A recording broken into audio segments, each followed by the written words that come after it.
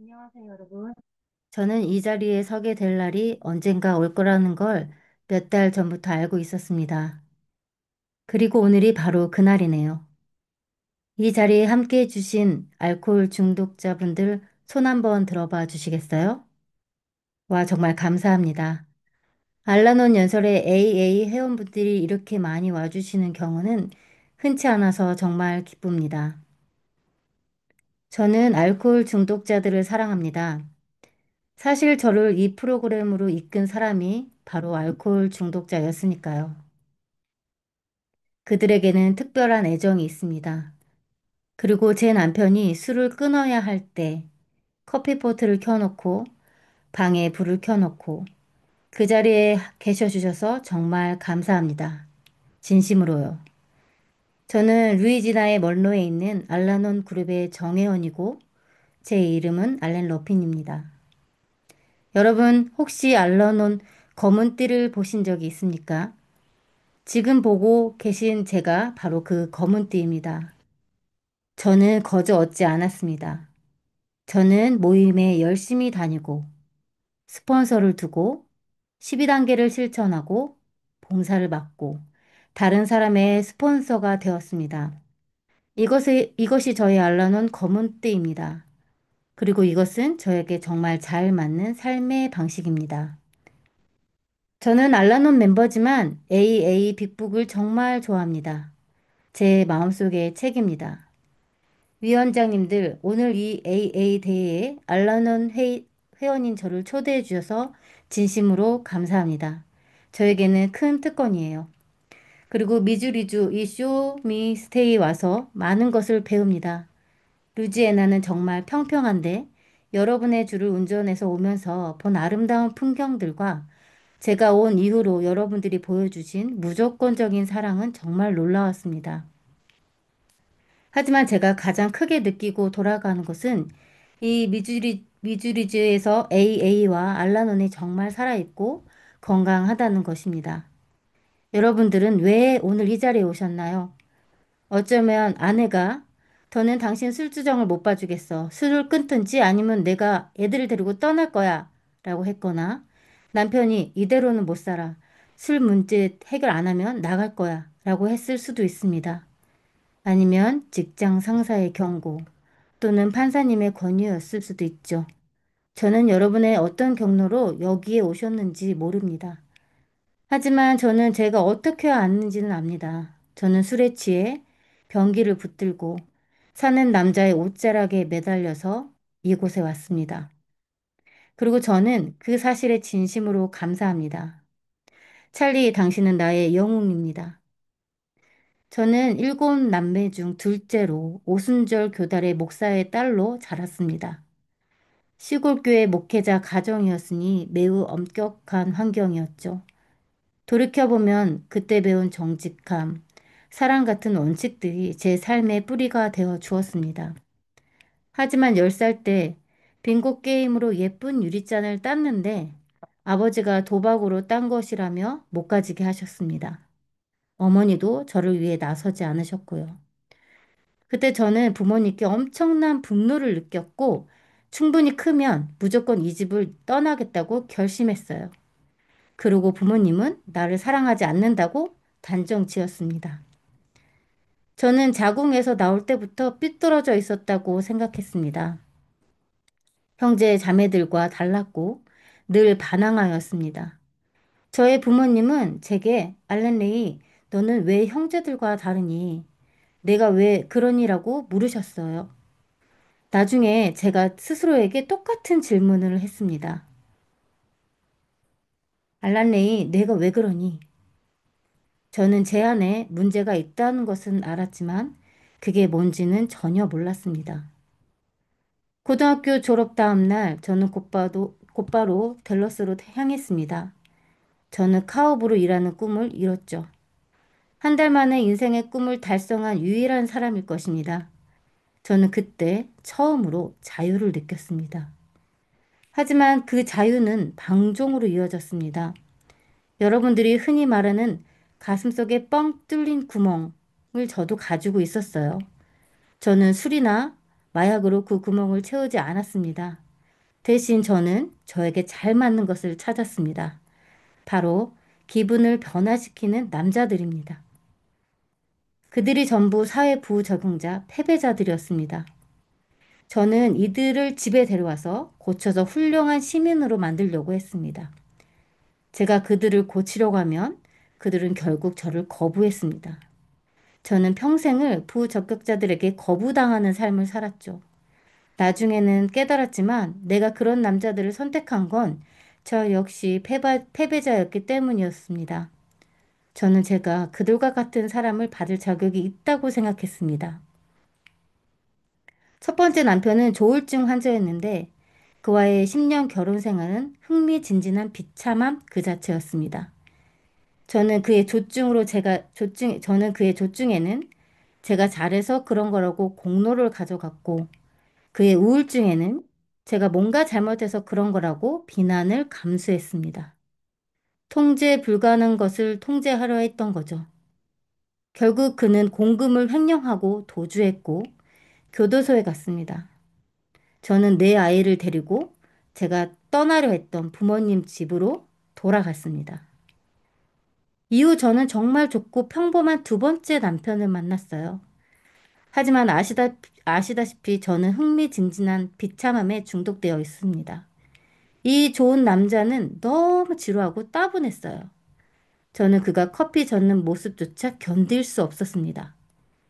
결국 그를 떠나, 결국 그는 저를 떠나 소송을 냈고, 나중에 프랑스 외인 부대에 들어갔다는 소식을 들었습니다. 저는 제 선택 장치가 완전히 고장났다는 것을 알았습니다.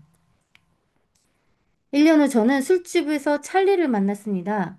그는 멋있고 재치 있고 춤 잘 추는 제가 본 가장 흥미진진한 사람이었습니다.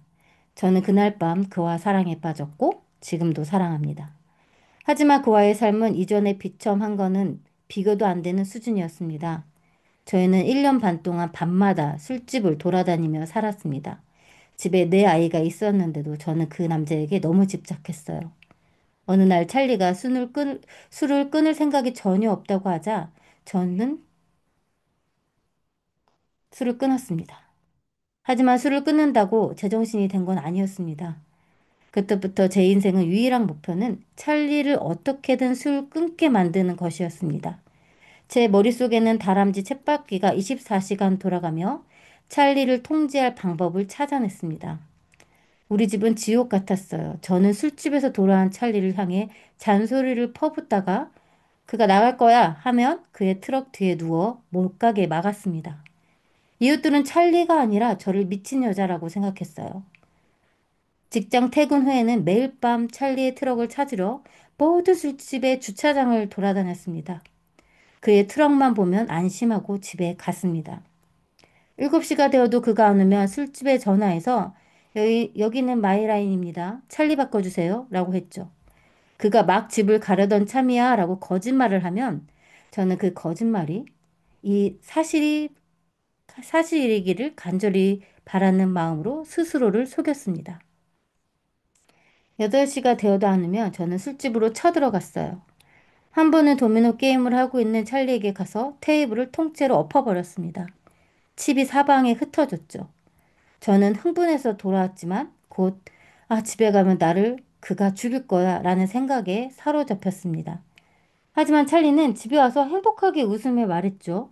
알렌 당신이 한 일 중에 제일 웃겼어. 게다가 나 그 게임 80점 지고 있었거든. 찰리는 점점 더 술을 마셨고 2주, 3주씩 사라지곤 했습니다. 그가 사라지면 저는 아무것도 할 수 없었어요. 저는 찰리에게 너무 집착해서 저 자신 알렌을 잃었기 때문입니다. 저는 희망도 살 의지도 없었습니다. 여러분, 찰리가 저에게 이렇게 했나요? 아닙니다. 알코올 중독이라는 질병이 저를 완전히 패배시켰습니다. 저는 3년 가까이 술을 안 마시고 있었지만 완전히 미쳐 있었습니다. 고통은 알코올 중독자인 여러분들과 똑같습니다. 제가 다른 것은 갈망이라는 현상이 없다는 것뿐입니다. 찰리가 사라진 지 일주일쯤 되었을 때 저는 극심한 고통에 시달리며 자살을 생각했습니다. 바로 그때 저는 명확한 순간을 경험했습니다. 종소리처럼 명확하게 들려오는 목소리. 알렌, 찰리는 알코올 중독자야. 저는 그때까지 그가 알코올 중독자라고는 생각하지 못했습니다.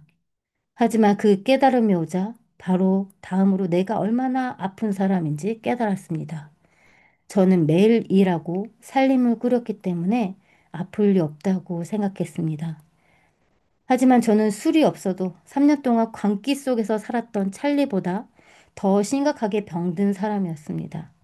저는 용기를 내서 AA에 전화했고 그곳에서 알러는 모임을 추천해 주었습니다. 모임에 갔을 때 그들이 웃고 행복한 모습에 당황했지만 저는 아주 작은 희망을 안고 돌아왔습니다. 저는 바로 알러논 프로그램을 시작했습니다. 처음에는 제가 어렸을 때 알았던 징벌적인 하나님을 받아들일 수 없어서 알라논 그룹 자체를 더 높은 힘으로 삼고 그들이 시키는 대로 했습니다. 그리고 4, 5단계를 거쳐 9단계 보상을 할 때 하나님께서 저에게 찾아오셨습니다. 저는 제가 하나님을 찾은 곳이 AA 9단계였다는 것을 생각하면 지금도 놀랍습니다. 저와 하나님은 아주 멋진 관계입니다. 저는 운전할 때 조수석에 하나님을 모시고 대화합니다. 때로는 그냥 컨트리 음악을 듣기도 합니다. 저의 하나님은 살아계셔요. 제가 알러논에 들어온 지 6년 후인 1987년 저에게 신장 수술이 필요했을 때 찰리는 또 다시 극도의 불안과 알코올 중독의 광기에 휩싸였습니다. 저는 수술을 받고 회복하려면 제가 살기 위해 그가 필요하지 않다는 것을 깨달았어요. 찰리를 치료시설에 강제 입원시켰습니다. 3일 전만 해도 술을 끊지 않겠다고 맹세했던 찰리는 2주 후에 저에게 전화했습니다. 알렌, 제가 저를 위해 할 수 없었던 일을 해줘서 고마워요. 지금, 저는 지금 있어야 할 곳에 있어요. 저는 술을 끊었고 당신이 허락한다면 집에 돌아가서 우리 결혼 생활을 다시 시작하고 싶습니다. 찰리는 태어난 후 AA 프로그램을 열정적으로 받아들였고 지금 9년간 금주하고 있습니다. 저는 알라논에서, 찰리는 AA에서 회복하면서 저희는 AA와 알라논 커플이 누릴 수 있는 가장 멋진 삶을 시작했습니다. 우리는 함께 봉사하며 수많은 멋진 사람들을 만났고 이제 가는 곳마다 친구가 있습니다. 예전에는 친구가 없었죠. 찰리와 제가 술집에서 만났던 그 밤은 두 바보가 충돌할 때마다 라는 노래 가사 같았습니다. 하지만 저는 압니다. 그 충돌은 우연이 아니었습니다. 하나님께서 그 일에 관여하셨습니다. 노래 가사처럼 두 바보가 충돌할 때마다 누가 그 조각들을 주워 담을까요? 저는 여러분에게 누가 제 조각들을 주워 담았는지 말할 수 있습니다. 하나님께서 제 삶의 산산조각 난 파편들을 모두 주워 담으셨습니다. 저는 부서지고 망가진 사람이었습니다. 그리고 최고의 도공이신 그분께서 그 모든 조각들을 모아 오늘 여러분 앞에 서 있는 이 여인, 이 아름다운 승려를 빚으셨습니다. 오직 하나님만이 하실 수 있는 일이에요. 그분은 항상 그곳에 계셨고 저는 단지 그분에게서 멀리 떠나 있었을 뿐입니다. 저는 감히 말합니다. 저는 다시 집으로 돌아왔습니다. 감사합니다.